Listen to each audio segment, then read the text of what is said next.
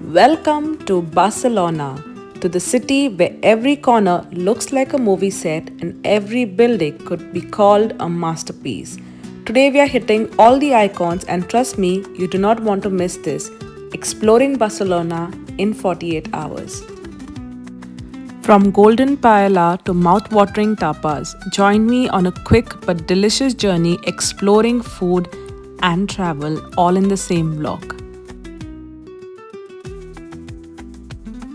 If you have watched so far, then don't forget to hit the subscribe button and click on the bell icon so you don't miss out any further videos.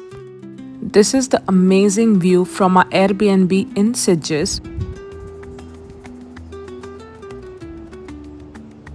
5 minutes walk from the Airbnb was this beautiful beach to explore, and this was the perfect spot for us to escape from the main city's hustle and bustle.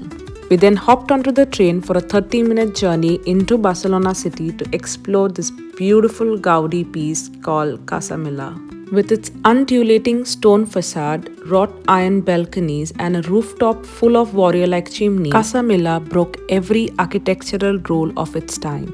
Many locals were shocked at the design, but today it's celebrated as one of Gaudi's greatest work and recognized as a UNESCO World Heritage Site.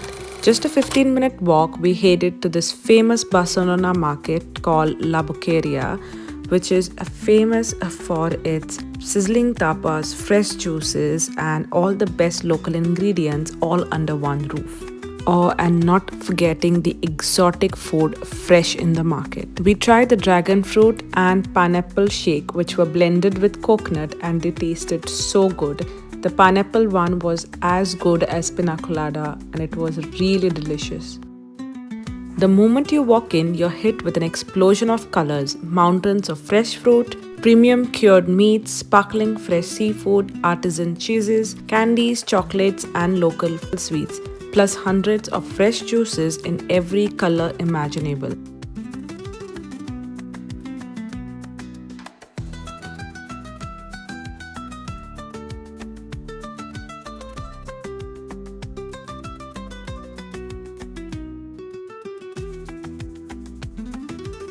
Eight-minute walk from the market, you turn into the Gothic quarter, and in a few minutes you see this stunning Barcelona cathedral rising above the old city.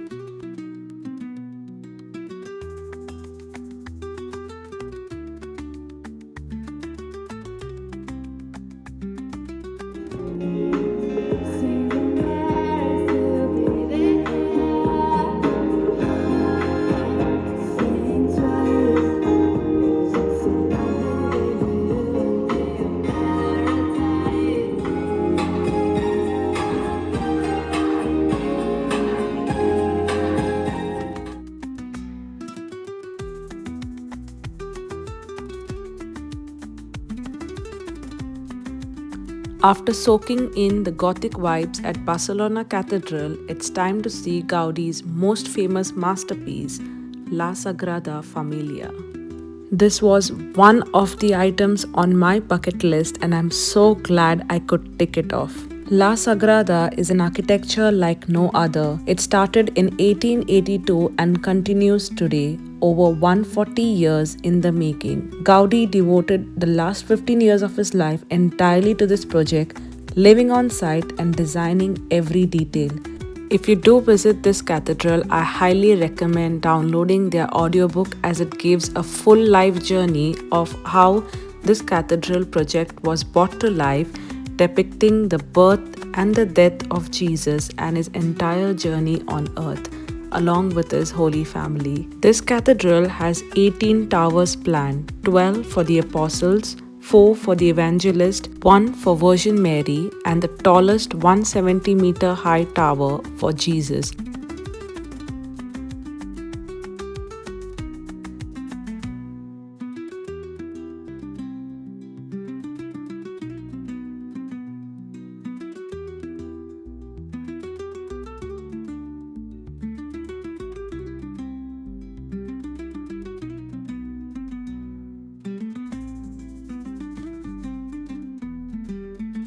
Hold on, that's not it. Now let's step inside the church.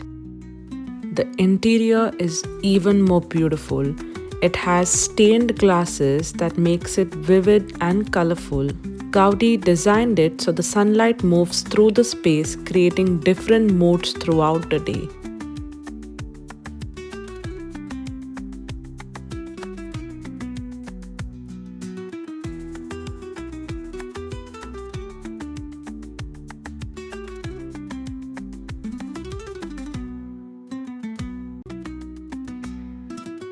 Stepping inside this cathedral feels like a living forest.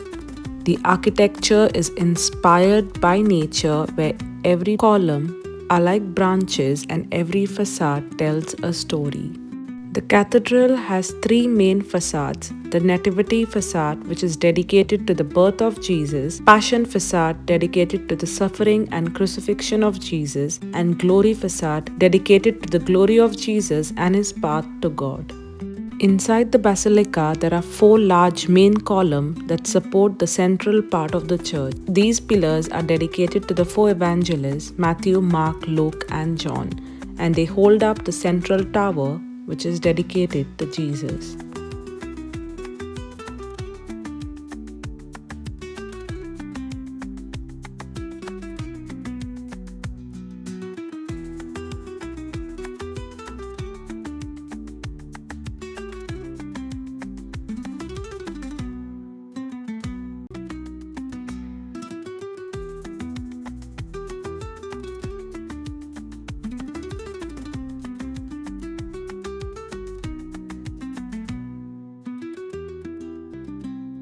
After being awestruck by this beautiful basilica, we continued our Gaudi journey and explored the next famous architecture, which is the Casa Batlló. It is also known as the House of Bones for its skeletal-like balconies and window frames. So beautiful, right?